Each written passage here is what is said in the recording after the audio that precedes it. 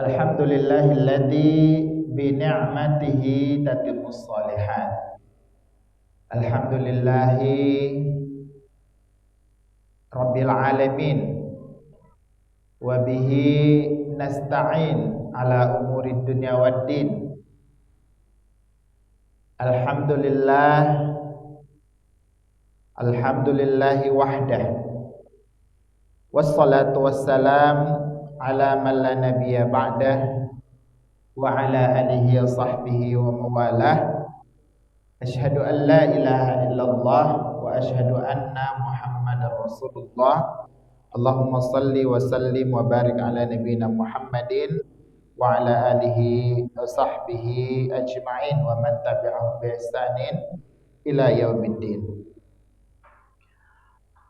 Ustadz kita, Syamsul Basri hafizahullah taala sebagai sahibul bait, sahibul hajah, Ustadz Agusman, Ketua Dewan Pengurus Daerah Wahda Islamiyah Kota Bogor, Ustadzuna Ustadz Juhaifa, pembina sekaligus salah satu pemateri. Saya mohon izin Ustadz, seharusnya Ustadz di awal, tapi ada orderan khusus.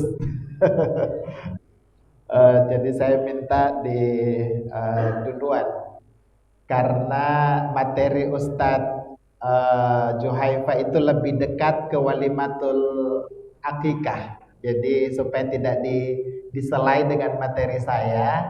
Jadi biar habis belajar tentang serba-serbi akikah langsung praktek gitu ya. Jadi bukan belajar dicedahi baru praktek. Alhamdulillah, saya bersyukur pagi ini bisa ke Masjid Az-Zuhra, alhamdulillah, dan kemudian berkumpul bersama dengan jamaah sekalian, bapak-bapak, ibu-ibu sekalian, dalam suasana yang bahagia, ya, suasana bahagia. Pekan lalu saya dikaruniai tambahan cucu. Jadi Ahmad bin Urwah yang akikah kemarin, walimahnya hari ini, itu termasuk cucu saya. Jadi kakek muda saya, dan dia cucu saya yang kesekian, jadi cucu ponakan. Saya punya ponakan banyak dan alhamdulillah ini anak kelima dari Ustadzuna, Ustadz kita, Ustadz Syamsul, dan termasuk cucu saya, alhamdulillah, laki-laki. Dan kita berdoa, ulang doa yang banyak juga, terkhusus buat Ustadz Syamsul, barakallahu laka fil al-mauhubi laka wa syakaratal wahiba wa balagha asyudda wa rizqta birra wa anakallahu ala tarbiyatihi wa husni riayatihi. Semoga Ananda, ini enggak apa-apa langsung diumumkan ya, karena sudah ada memang namanya. Karena bagian, mungkin nanti dijelaskan Ustaz Zuhaifa, bagian dari akikah itu adalah deklarasi nama sang anak, begitu ya.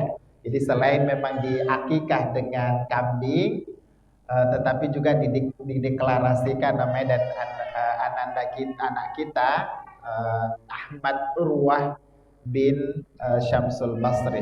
Alhamdulillah, semoga menjadi anak yang saleh, menjadi penyejuk mata bagi kedua orang tuanya dan berikan manfaat yang besar untuk umat Islam, kaum muslimin, dan bangsa kita insyaallah. Jamaah sekalian, saya dikasih tema untuk stressing beberapa pelajaran keteladanan sabar dalam konteks rumah tangga, bil khusus tadabbur dari kisah Yusuf alaihissalatu wassalam. Kenapa kisah Yusuf? Kisah Nabi Yusuf di dalam Al-Quran itu, jamaah sekalian, ada surah Al-Qasas, ya.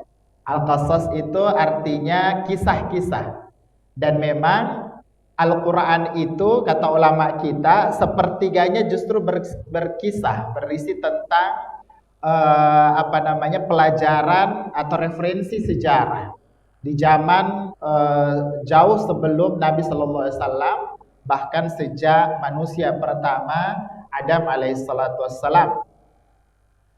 Tapi meskipun ada surah Al-Qasas, tapi yang disebut oleh Allah Subhanahu wa taala sebagai ahsanul qasas, ya. Jadi ada surah Al-Qasas, tapi yang disebut oleh Allah sebagai sebaik-baik kisah itu justru kisah tentang Yusuf alaihissalatu wassalam. Dan sekarang banyak tulisan ustadz-ustadz kita yang kemudian mengambil intisari, bahkan ada yang menulis 1001 pelajaran dari kisah Yusuf.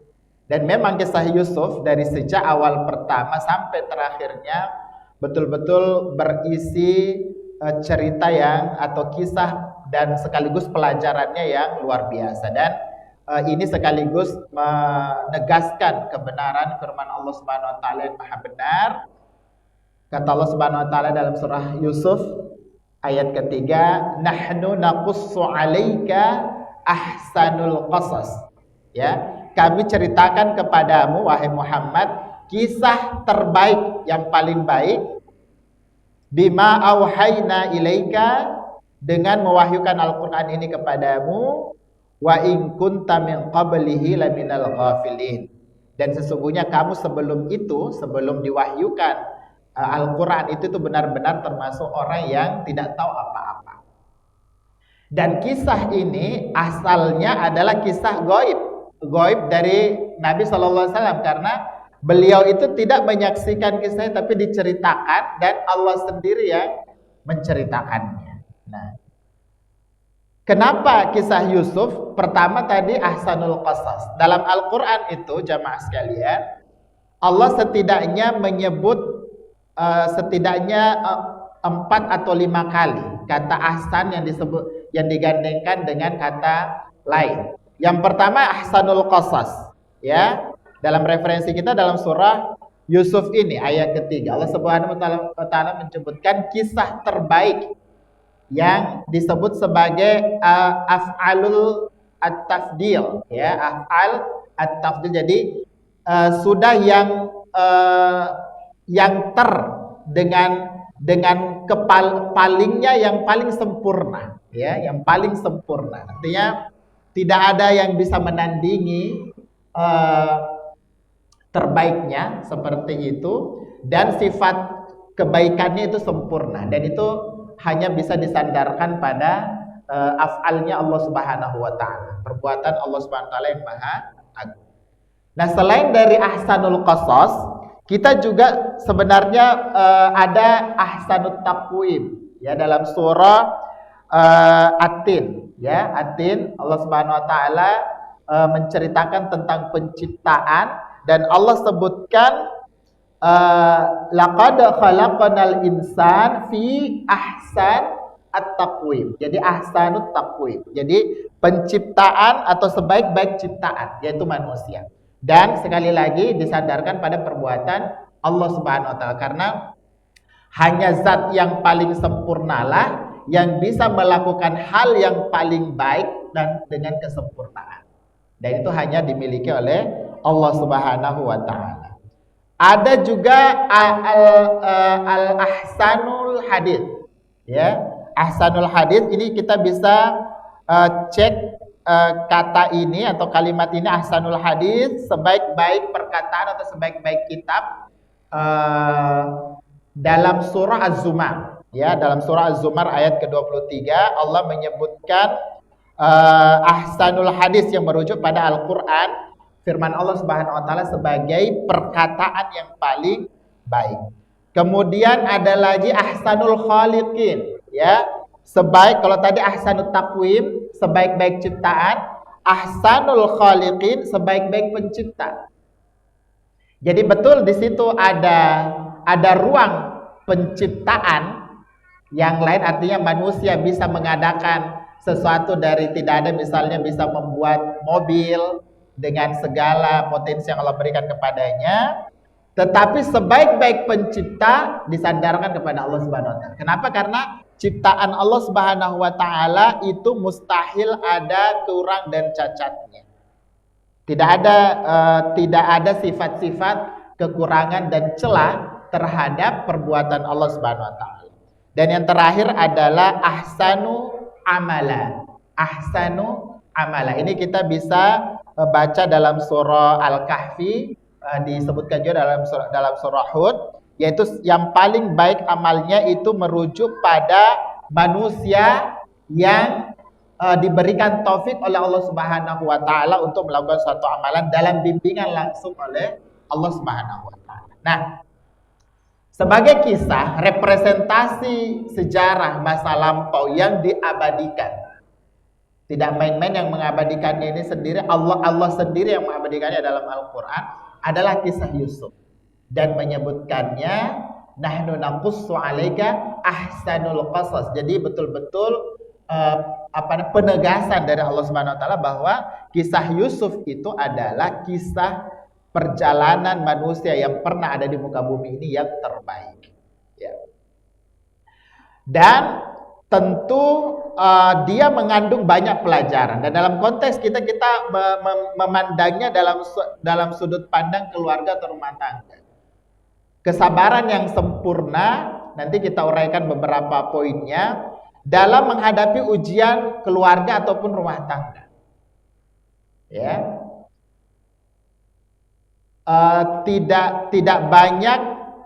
Tidak banyak nabi yang diceritakan mulai dari masa kecilnya sampai dewasanya dengan happy ending seperti Nabi Yusuf alaihissalatu wassalam.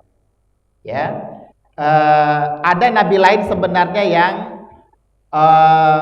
dikisahkan dengan kronologi mulai dari kecil sampai dengan dewasa bahkan meninggal, yaitu Nabi Musa alaihissalatu wassalam, dan beliau adalah nabi dan atau umatnya itu adalah orang yang paling sering disebutkan dalam Al-Qur'an. Ya, Nabi Musa dan kaumnya, ya. Dan meskipun ini pelajaran ribuan tahun yang lalu kisah Yusuf itu, bukan tidak ada maksudnya ketika dia masih bisa dibaca sampai era yang kita sebut modern hari ini. Ya, di era kita hari ini yang sangat modern saat ini masih tetap relevan substansi pelajaran dari kisah Nabi Yusuf dan keluarga. Ya. Kita mulai jamaah sekalian, secara umum kalau makna sabar itu sangat luas. Makna sabar sangat luas, tapi kalau dalam konteks keluarga secara khusus dan segala hal yang berkaitan dengan keluarga, kita ambil saja makna yang paling relevan, menahan diri untuk kebaikan. Dalam konteks kita menahan sesuatu untuk lebih mendapatkan yang lebih baik. Jadi konteksnya ini akhirnya bukan hanya bersabar menghadapi ujian atau sobrun ala al-bala, ya. Jadi bersabar ketika ada musibah kepada kita, karena itu adalah salah satu jenis sabar. Bukan juga sekedar sobrun ala ta'ah, ya, bersabar untuk bisa terus menempuhi jalan ketaatan dan istiqomah di dalamnya, dan juga bukan hanya sekedar sabar sobrun anil maksiyah atau sabar dari menahan diri dari maksiat.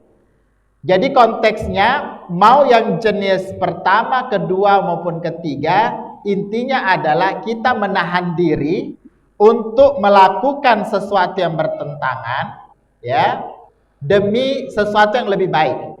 Karena terkadang kita menahan diri dari satu kebaikan dengan maksud untuk mendapatkan kebaikan yang lebih besar atau implikasinya lebih besar, itu juga termasuk.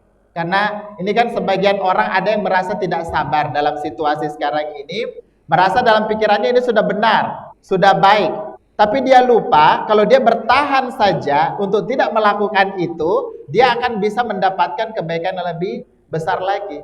Contoh misalnya, ada orang yang melakukan, ada misalnya orang yang merokok di depannya, ya, dia tahu misalnya itu dalilnya dan seterusnya.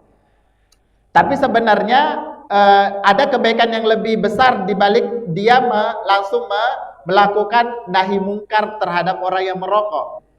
Jadi melakukan pencegahan atau mengingatkan dia itu kebaikan.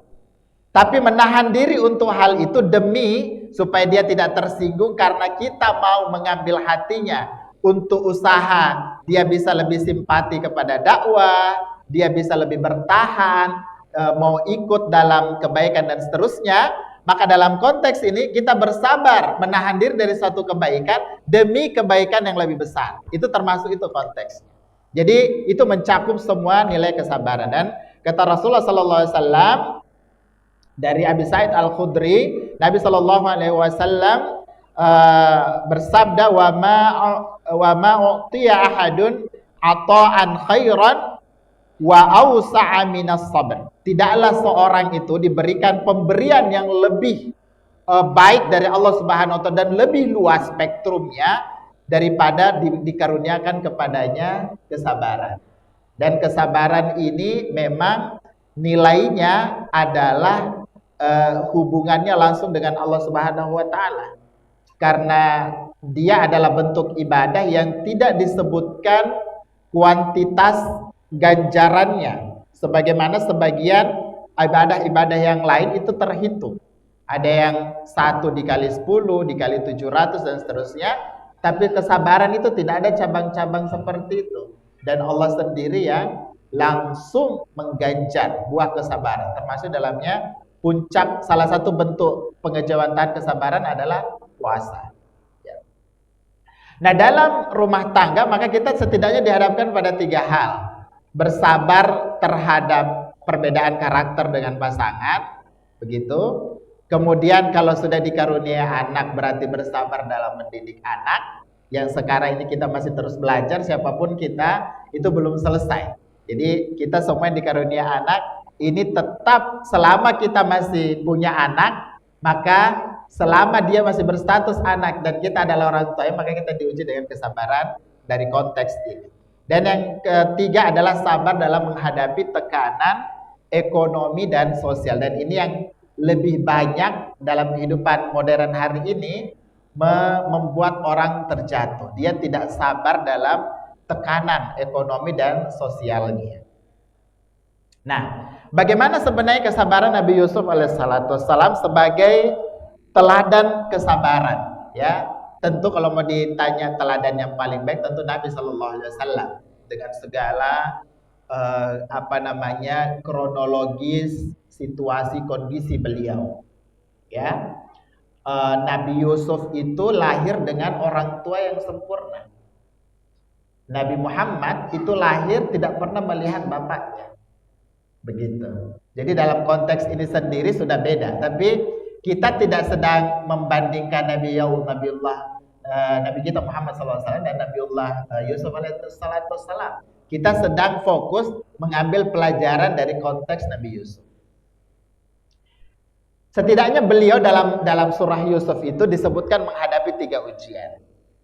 Ya, saya kelompokkan menjadi 3 ujian. Yang pertama, ujian pertamanya adalah konspirasi saudaranya.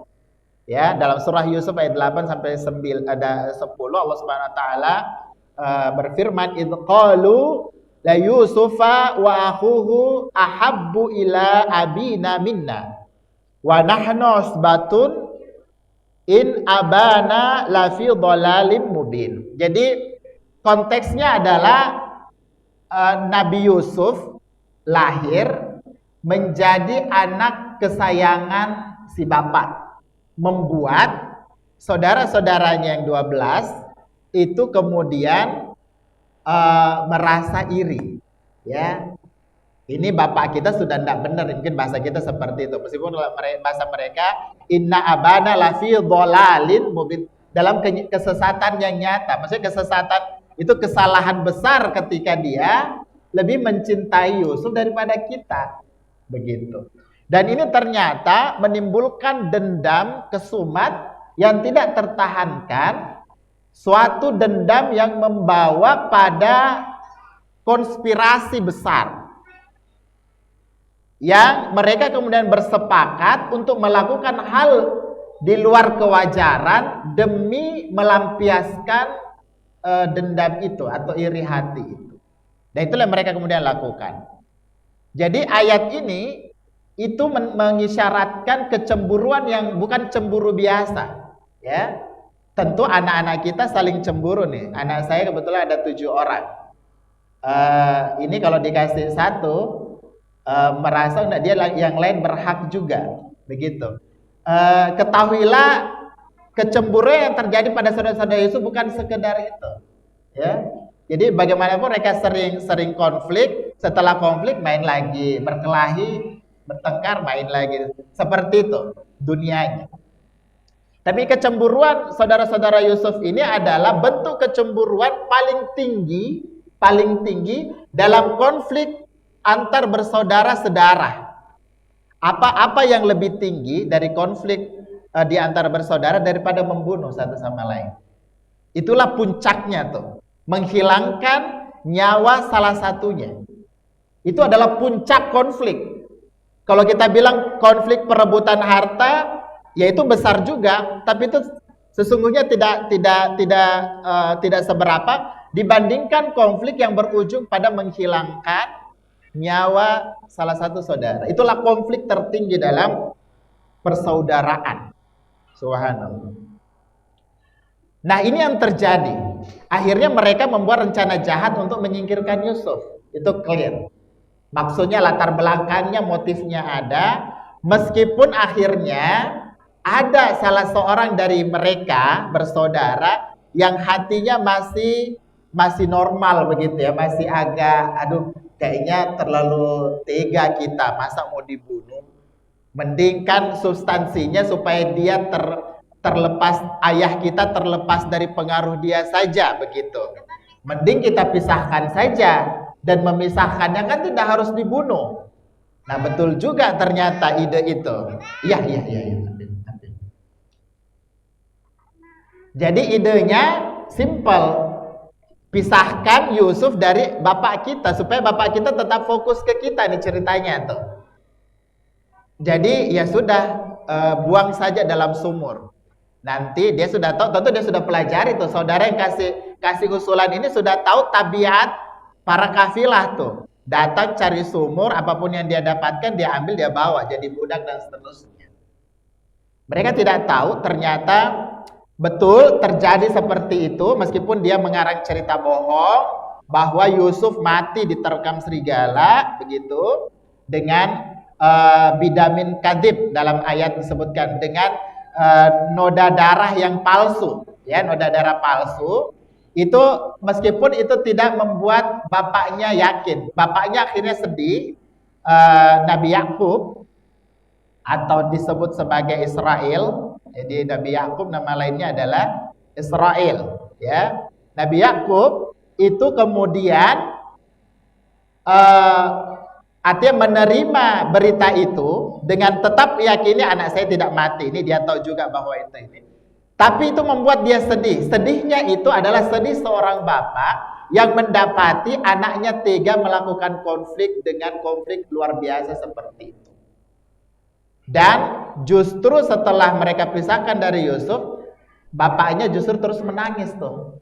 Menangis si Yusuf terus sampai matanya buta. Tapi apa yang terjadi? Nah, kita langsung loncat nih. Dengan perbuatan seperti itu, di ujung kisah itu akhirnya kan terpenuhi itu. Nanti kita sebutkan. Nabi Yusuf tidak menyimpan dendam sama sekali kepada saudara-saudaranya. Dan beliau tetap berharap tentu hanya kepada Allah Subhanahu wa Ta'ala. Nanti kita buktikan pada penggalan kisah yang khusus tentang. Nah, apa relevansinya dalam rumah tangga, dalam konteks konspirasi saudara ini?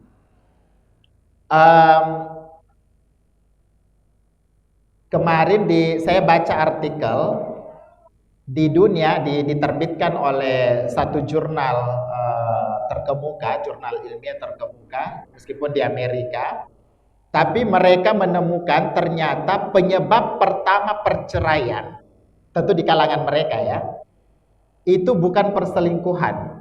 Ini karena baru-baru ini lagi heboh ada perselingkuhan orang terkenal, ya.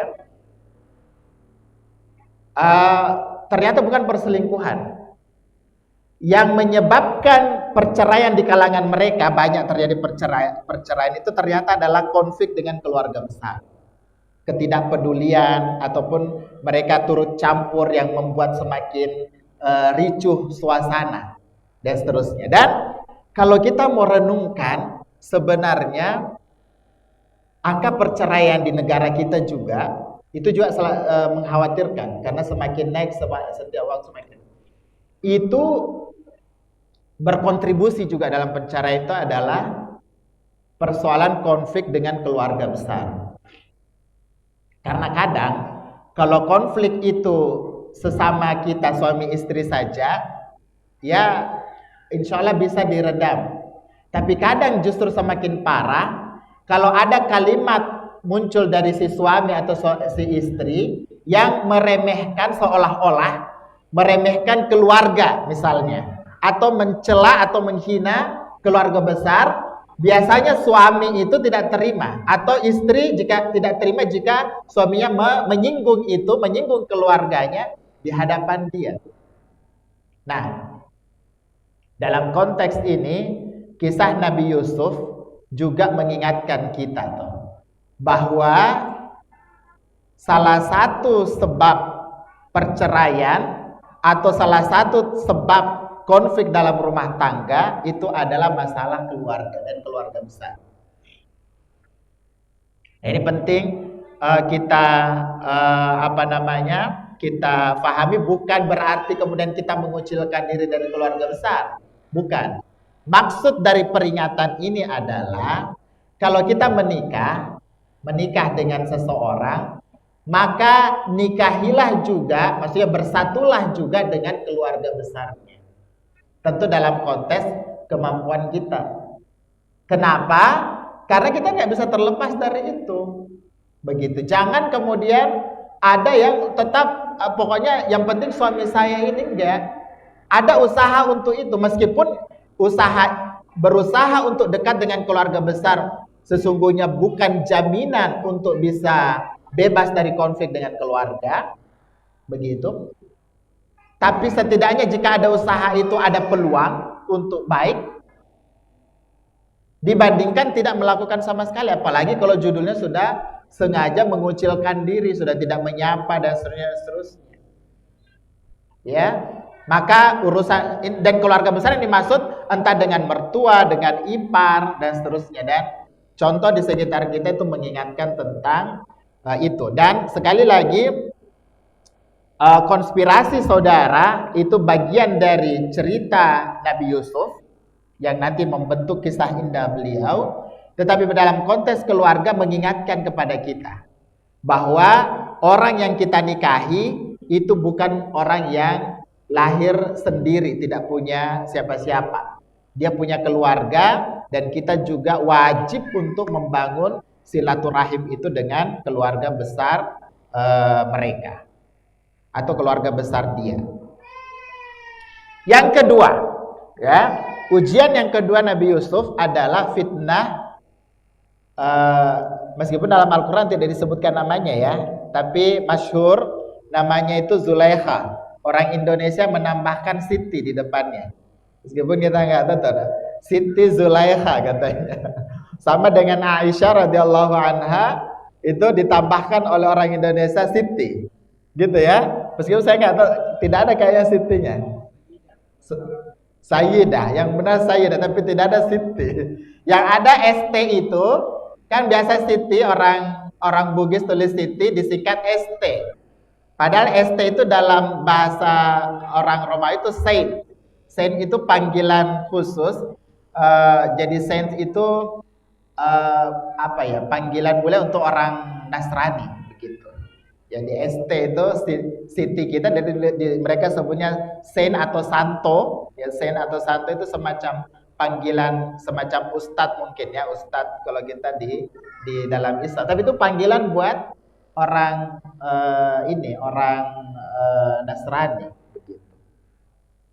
Nah, ujian kedua Nabi Yusuf alaihissalatu wassalam adalah fitnah Zulaikha. Dan kalau tadi ujian konspirasi saudara waktu zaman kecil, ini ketika beliau dewasa, menjadi pemuda yang sangat gagah, bukan gagah saja, ganteng, ya. Jadi beliau tepatnya itu ganteng, gitu ya. Dan memang diakui, jadi kegagahan beliau itu ditegaskan oleh Nabi Shallallahu Alaihi Wasallam. Nah, ini dalam surah Yusuf 23 sampai 24. Antum bisa baca, tapi intinya adalah ada istri raja atau petinggi yang ternyata dialah yang membeli Yusuf kecil. Yusuf kecil ini dari perbudakan, dari penjualan jual beli budak, dia beli Yusuf tuh. Waktu dia masih kecil mungkin belum gagah, ya biasalah budak mungkin masih kotor apa segala. Tapi setelah dipelihara nih kok anak ini tambah besar tambah ganteng gitu ya.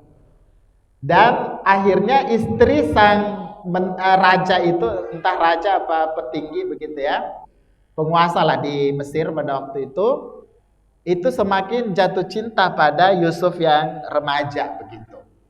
Dan kemudian menyusun lagi konspirasi untuk menggoda Yusuf. Sebagaimana kita ketahui, dia kemudian menggoda Yusuf, mengajak untuk melakukan perbuatan yang keji, dan kemudian Yusuf menghindar dengan minta pertolongan pada Allah Subhanahu wa taala, meskipun di dalam hati beliau jiwa mudanya itu juga menggoda, ya. Artinya sempat tertarik juga, tapi Allah masih jaga dia dengan takut kepada Allah Subhanahu wa taala. Dan kemudian kata Yusuf setelah digoda oleh Zulaikha, maka beliau berkata, qala rabbis sijnu ahabbu ilayya mimma yad'unani ilaih. Wahai Tuhanku, penjara lebih aku sukai daripada memenuhi ajakan mereka kepada. Jadi kejadian itu terjadi, itu kemudian sempat disembunyikan karena ketahuan sebenarnya yang salah sini, tapi kan itu aib ya, aib ceritanya itu. Akhirnya tersebar cerita tuh di kalangan ibu-ibu sosialita, circle-nya Zulaikha gitu. Zulaikha ini berkembang gosip. Nah dia jadi nggak enak hati, coba deh kalian gimana kuatnya iman kalian gitu kan. Akhirnya diuji juga ibu-ibu itu, para ibu-ibu sosialita itu, dan ternyata betul, mereka juga tidak ada yang kalian saja yang baru pertama ketemu sama Yusuf itu bisa seperti itu, ya, bisa lupa daratan, lupa diri, apalagi saya yang tinggal serumah dengan Yusuf, mungkin kurang lebih seperti itu. Tapi ternyata ada twist yang menarik, saya juga baca, tapi saya belum cross check apa benar apa tidak. Ternyata Zulaikha akhirnya nanti dinikahi oleh Yusuf, tahu ya. Jadi entah bagaimana ceritanya, tapi happy endingnya adalah nanti Yusuf pun akan menikah, dan wanita yang dia nikahi adalah Zulaikha yang pernah menggoda dia beberapa waktu sebelum itu, setelah beliau jadi penguasa juga waktu itu. Ya, jadi beliau lebih memilih untuk memelihara kehormatan dan akhlaknya, dan juga menjaga nama baik keluarga. Jadi dia tidak sekedar egois dengan dirinya, tapi juga nama baik keluarga yang sudah dianggap berjasa bagi beliau, yaitu yang mengangkat beliau dari perbudakan, memeliharanya di istana mereka. Kalau ini saya tetap bertahan, ini juga akan rusak nama keluarga besar itu, padahal mereka punya reputasi yang baik. Maka penjara lebih saya pilih, mending saya terasing dari mereka supaya mereka tidak tergoda lagi dengan segala fitnah dari saya. Mungkin seperti itu kurang lebih bahasanya. Nah, apa relevansinya dengan rumah tangga, jamaah sekalian? Kita diuji dengan situasi seperti ini. Ya, tadi nomor 2 penyebab runtuhnya rumah tangga itulah perselingkuhan. Ya, perselingkuhan itu ada yang sifatnya pasif, ada yang aktif. Pasif itu bukan misalnya laki-laki atau perempuan yang memang sengaja datang menggoda orang lain, enggak. Tapi kadang memang ada sekarang istilah yang sugar daddy. Sugar daddy itu hati-hati dengan istilah sugar daddy. Di sugar daddy itu semacam laki-laki muda yang sudah menikah dan itu dikejar sama para perusak-perusak rumah tangga. Baik sifatnya dia masih wanita lajang atau juga sudah bersuami. Mereka istilahkan sugar daddy. Ya kayak usia-usia kayak kebanyakan antum lah.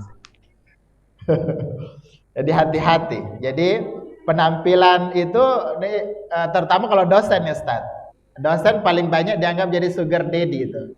Dan ada kelainan hari ini, orang merasa lebih tertantang, mohon maaf ini, perempuan-perempuan saya terutama mahasiswi-mahasiswi, itu tertantang dengan laki-laki yang sudah punya istri.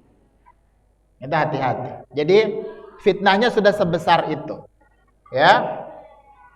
Maka kisah Yusuf mengingatkan kita kembali betapa memelihara kehormatan dan akhlak dan menjaga nama baik keluarga itu jauh lebih besar dibandingkan menuruti godaan sesaat itu yang juga ujung-ujungnya nanti akan ada penyesalan. Seperti itu. Dan ini kita pelajari dari fitnah luar biasa yang dihadapi oleh Yusuf terhadap fitnah perempuan atau godaan Zulaikha. Kemudian yang ketiga, ujian ketiga yang menguji kesabaran Nabi Yusuf adalah dilupakan teman. Dilupakan teman. Ya, Allah Subhanahu wa taala mengabadikan kisah ini. Jadi ceritanya Nabi Yusuf itu punya kelebihan lain, ya. Beliau bisa menakwilkan mimpi dengan takwil yang benar. Ya. Dan itu memang pembuka kisah Yusuf itu kan tentang mimpi. Ya. Jadi Nabi Yusuf melihat bintang, bulan dan matahari bersujud di hadapan dia. Dan kemudian sudah ditakwilkan, itu ada sesuatu yang besar di masa yang akan datang. Begitu. Dan adalah kejadian raja atau penguasa itu kemudian bermimpi. Mimpi tapi nggak ada yang mengerti apa maksud mimpinya tuh. Nah, Yusuf yang memberikan takwil terhadap mimpi. Nah, sebelum masuk kisah itu, ada kisah personal antara seorang pelayan dengan Yusuf alaihissalatu wassalam. Jadi ceritanya akhirnya Yusuf di penjara bertemu berkawan dengan seseorang yang kemudian menjadi pelayan istana di penjara tuh. Nah, dia sudah istilahnya dibantu oleh Yusuf dan dititipi amanah. Dititipi amanah, nanti kalau ketemu tuanmu istilahnya kasih saya rekomendasi semacam itulah. Tapi ternyata syaitan membuat orang itu lupa untuk menyebut Yusuf terhadap kepada tuannya, sehingga Yusuf sebab dilupakannya oleh temannya itu, dia akhirnya mendekam lebih lama lagi di penjara. Ya mungkin semacam minta apa istilahnya itu? Gerasi ya apa? Bukan garansi. Gerasi kan yang bisa presiden bisa kasih, misalnya orang masih 15 tahun dipotong tinggal 5 tahun. Itu gerasi ya. Nah, mungkin semacam itu. Yusuf menitip kepada temannya ini, tolong dong sampaikan ke itu, minta mungkin semacam itulah. Tapi dia lupa. Jadi dia dilupakan teman yang sudah kita baikin dan seterusnya. Apa respon Yusuf dengan temannya yang seperti itu? Itu dia tidak putus asa meskipun dia diabaikan semacam itu, ya. Tetap berbuat baik dengan balasan seperti itu. Nah, ini konteks balasannya Yusuf. Nah, kita dalam konteks keluarga, rumah tangga, ini ujiannya berat juga nih.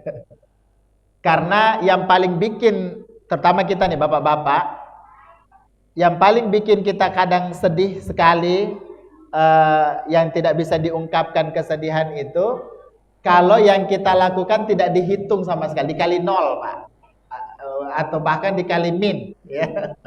Itu kita kayak sedih sekali begitu ya. Dan itulah kadang yang membuat kita juga naik pitam untuk kembali menunjukkan kepada pasangan kita, enggak, saya sudah melakukan A, B, C, D, E, F, G sampai Z dengan nada yang tinggi. Akhirnya terjadilah konflik. Nah, belajar dari Yusuf, ternyata untuk meredam itu kadang memang mungkin diam kali lebih baik begitu ya. Kita diam dengan ikhlas, dengan oh ya, ya oke lah, saya kan memang melakukannya itu bukan karena dia, bukan karena istri, tapi memang karena Allah Subhanahu wa taala misalnya.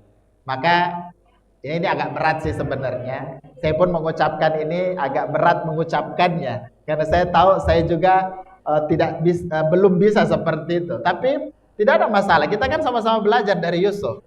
Ya kan? Saya belajar, antum mendengar, kita belajar bersama. Tapi kalau itu bisa kita sampai pada level itu luar biasa, ya. Nah, puncaknya jamaah sekalian adalah justru ketika Nabi Yusuf melewati semua itu, kita ya bisa ya sudah melewati. Tapi puncak dari kesabaran itu tahu enggak? Puncaknya itu adalah ketika kita diberikan kekuasaan, kekuatan, kemampuan untuk membalas keburukan, tapi kita maafkan. Itulah puncak kesabaran seorang manusia tuh. Ada nih orang berlaku buruk kayak kita. Waktu kita bersabar diam tidak membalas karena belum mampu, ya wajar. Memang belum mampu. Tapi sebenarnya nilai kesabaran itu akan mencapai puncaknya adalah ketika orang yang dizolimi ini sudah pada level mampu membalas, punya kekuasaan untuk membalas orang yang pernah menzolimi dia, tapi dia memilih memaafkan. Itulah puncak dari kesabaran itu. Dan inilah ternyata inti kisah paling indah dari kehidupan Yusuf.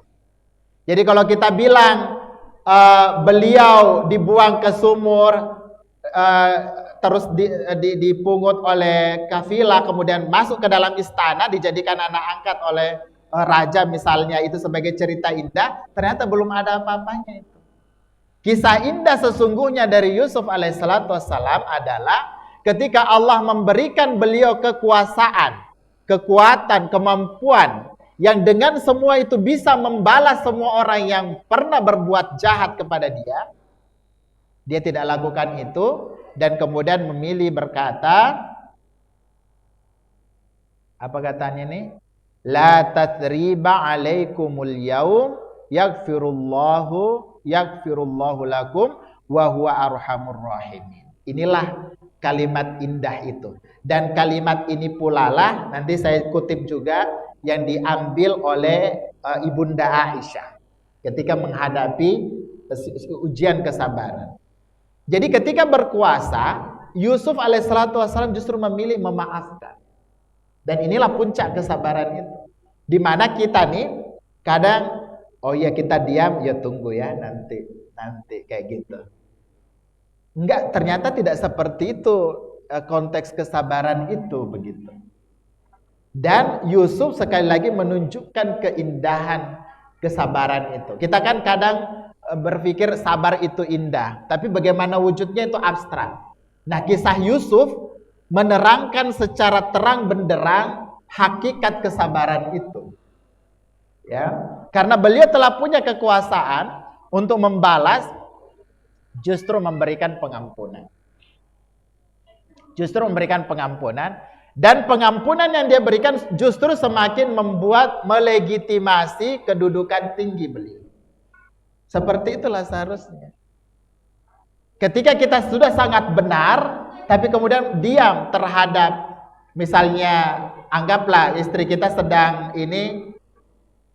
marah begitu, kita benar nih, kita diam dan bersabar, dan kemudian ketika terungkap bahwa betul kita yang benar, ya ini kadang yang berat ini Pak, kita betul-betul yang benar, ya saya bilang memang nih begitu kan. Kadang kalimat itu kalimat sederhana, tapi itu kalimat itulah yang menunjukkan ketidaksabaran kita. Tapi alangkah indahnya ternyata kisahnya, ceritanya itu ketika kita sepakati nih, situasi menjawab, waktu menjawab, kondisi menjawab bahwa kitalah yang benar, tapi dengan itu kita kemudian tetap sayang istri, saya sudah bilang begini dan begitu, dan alhamdulillah ternyata saya yang benar. Itu kayaknya berat ya. Ya sudahlah, kan kita berbicara tentang Yusuf sekarang ini. Tapi itu teladan kita insya Allah. Nah, jadi puncak, dan dia merupakan puncak akhlaknya. Kesabaran adalah akhlak mulia, dan puncaknya adalah maaf tanpa syarat apapun. Dan inilah doa kita selalu kan, Allahumma innaka afuwun tuhibbul afwa fa'afwan. Ya kan? Itu yang kita minta kepada Allah Subhanahu wa taala. Dan Allah itu sebaik-baik pemaaf. Ya, sebaik-baik pemaaf adalah Allah Subhanahu wa taala. Allah kalau mau membalas dan membinasakan orang yang berbuat zalim bisa saja. Dan Allah punya kekuasaan, tapi Allah memilih memaafkan. Ya, dan Allah mencintai orang yang memaafkan, mencintai juga orang yang meminta maaf. Dan akhirnya beliau memilih untuk membangun kembali ikatan keluarga yang utuh itu, yang puncaknya sama-sama kita ketahui happy ending. Jadi kisah terbaik itu salah satu cirinya itu adalah happy ending. Ya. Jadi kisah terbaik kalau misalnya kita nonton film, itu kisah terbaik itu bukan villain atau penjahatnya dibunuh.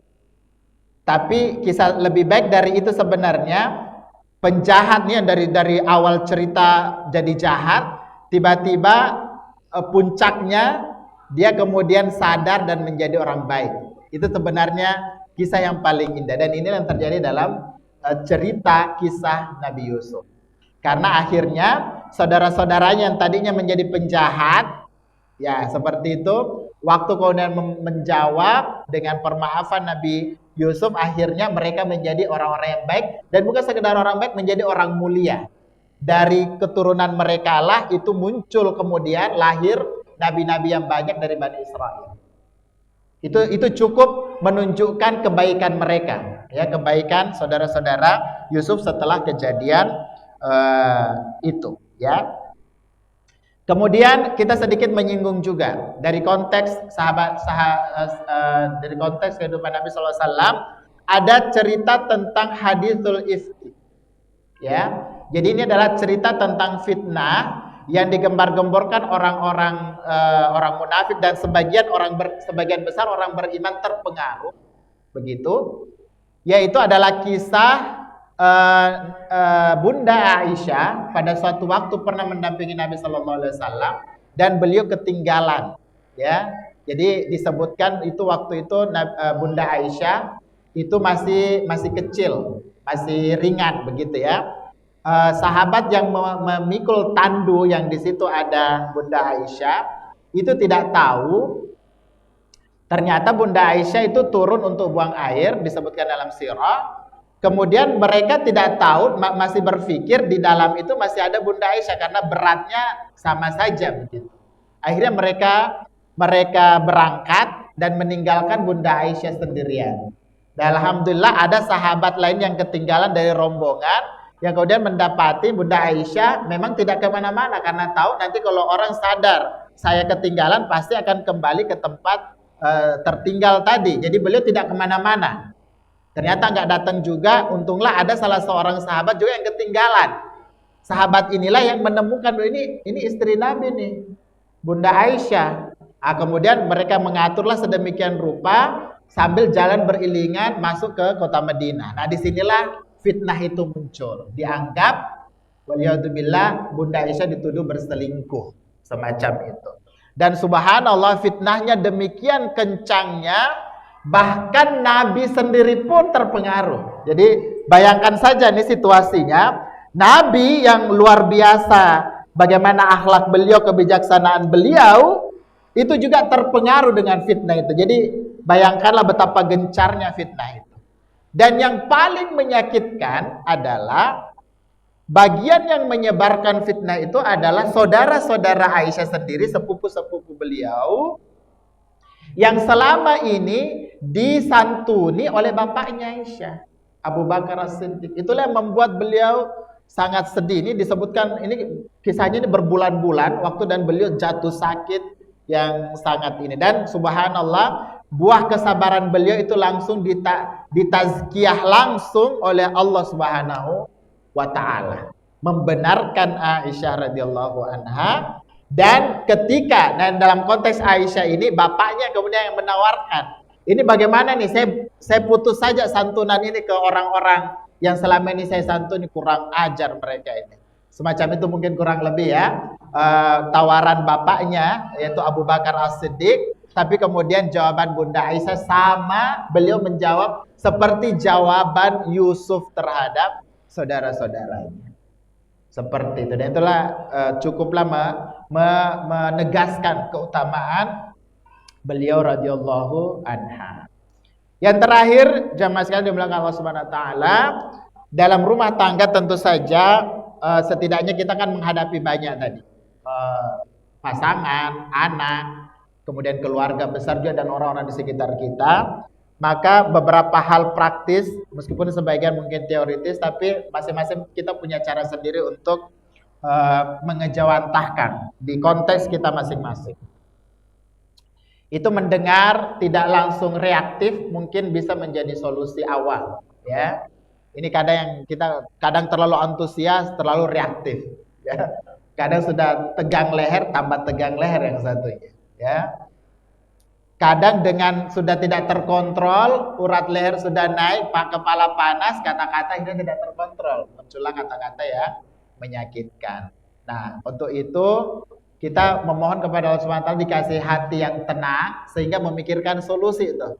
Memberikan solusi dibandingkan untuk kemenangan ego. Nah, ini kadang menjadi nasihat tentu saja buat kita masing-masing, termasuk buat saya secara pribadi. Kemudian dalam perkembangan anak juga ya banyak teori sekarang parenting dan seterusnya, tapi intinya kitalah yang membersamai anak-anak itu. Minimal karena kalau saya di rumah tidak bisa menasehati anak-anak, waktu saya menasehati anak-anak itu adalah ketika di mobil. Jadi justru ketika di perjalanan kita jalan kemana begitu, nah kesempatan tuh untuk bercerita, menasehati gitu. Nah, masing-masing kita punya konteks masing-masing. Intinya tentu lebih tahu cara yang terbaik, insyaallah. Kadang memang teladan lebih baik. Jangan sepelekan misalnya setiap pagi kita rutin sholat duha, ya. Itu akhirnya bisa menjadi cap bagi anak-anak kita. Oh ya, abah itu rutin melaksanakan sholat sunnah. Itu sebelum ke kantor, sebelum mana, itu setidaknya teladan-teladan kecil seperti itu mudah-mudahan berbekas di benak anak-anak kita. Dan tentu saja memaafkan mereka lebih baik. Dan anak saya itu yang paling kecil, yang tadi itu yang di belakang saya, itu punya lagu khusus. Kalau lagi dimarahin, itu dia punya lagu untuk minta maaf tuh. Jadi kalau sudah menyanyikan lagu itu, kita yang jadi marah jadi nggak bisa marah. Dia sudah tahu bikin kesalahan, nyanyikan lagu itu. Dia punya nasyid untuk minta maaf. Kemudian untuk keluarga besar tentu saja tidak, kejahatan bukan dengan kejahatan pula yang dibalasnya. Kemudian berbakti tanpa syarat juga itu mungkin perlu dilatih. Meskipun kadang tidak dihargai, ini juga kadang yang membuat kita berhenti ya. Kadang merasa tidak direspon, tidak diapresiasi dan seterusnya, membuat kita futur dari suatu kebaikan. Kemudian menjadi penengah mungkin lebih baik, insyaallah. Ya tentu saja bagi kita yang bisa mengejawantahkan sabar sekaligus maaf tadi dalam kehidupan keluarga kita, akan mendapatkan kedamaian sakinah itu insyaallah. Kemudian anak-anak juga bisa mempelajari nilai-nilai yang mulia dari melihat langsung dari kita. Dan tentu saja keberkahan dan rahmat Allah bagi kita insyaallah. Dan bagi yang bisa bersabar dan juga memaafkan, tentu ada pahala besar, ada perlindungan Allah Subhanahu wa taala dan juga kemuliaan. Ini dalilnya Allah Subhanahu wa taala sebutkan dalam beberapa ayat. Saya kutip yang hadis riwayat Muslim. Kata Nabi sallallahu alaihi wasallam dari Abu Hurairah radhiyallahu anhu, Nabi sallallahu alaihi wasallam bersabda, "Ma zadallahu 'abdan bi'afwin illa izzah." Ya, tidaklah ada tambahan, tidaklah Allah menambah bagi seorang hamba dengan pemaafan ya kecuali kemuliaan. Jadi memaafkan itu memang selalu akan membawa pemaaf itu lebih mulia. Itu sudah kita pun bisa memaknai itu. Ya, nanti untuk langkah-langkah praktis, baik secara spiritual, mental, dan juga praktis, kita perlu banyak berdoa. Jemaah sekalian dimuliakan Allah Subhanahu Wa Taala. Ketika Allah Subhanahu Wa Taala menyebutkan, Rasulullah SAW menyebutkan bahwa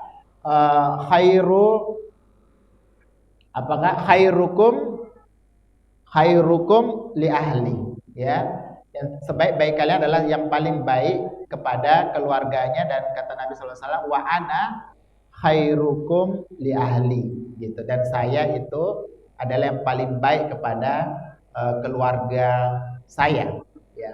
Dan tentu saja dengan semua inspirasi yang antum rasakan dari mendengarkan tadabbur kisah Nabi Yusuf, kita mau mengejawantahkan dalam kehidupan kita masing-masing, mulailah dengan doa dan niat baik dulu, ya. Niatkan, mudah-mudahan Allah Subhanahu Wa Taala bisa membantu kita. Dan doa yang paling relevan untuk selalu kita ulang-ulang tadi juga dibacakan oleh qori kita adalah doa dalam surah Al-Furqan, ya, dalam surah Al-Furqan, Rabbana hablana min azwajina wa dzurriyyatina qurrata a'yun waj'alna lil muttaqina imama. Ya Tuhan kami, ya Allah, anugerahkanlah kepada kami pasangan dan keturunan yang menyenangkan hati, dan jadikanlah kami imam bagi orang-orang yang bertakwa. Ini sekaligus mendoakan ketakwaan kepada keluarga kita.